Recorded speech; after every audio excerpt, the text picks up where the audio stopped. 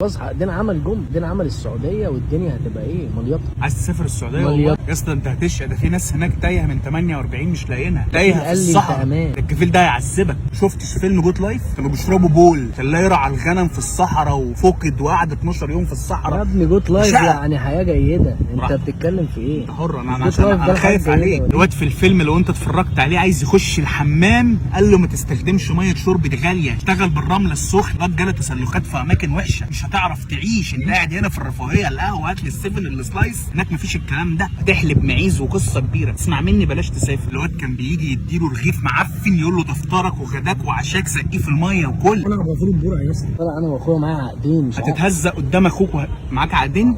عقدين معاك يعني دلوقتي؟ خلاص انا دافع فلوس يا باشا، انا طالع فلوس. يعني انت خدت العقدين؟ ايوه. انا شايف ان نطلع نجرب انا وانت، بدل ما او تتهان قدام اخوك، لا قدام انا صاحبك داري عليك. ما تحكمش على الاشياء وانت على الكنبه، انزل ارض العمل، شوف وقرر بنفسك. شوف نسافر امتى مثلا.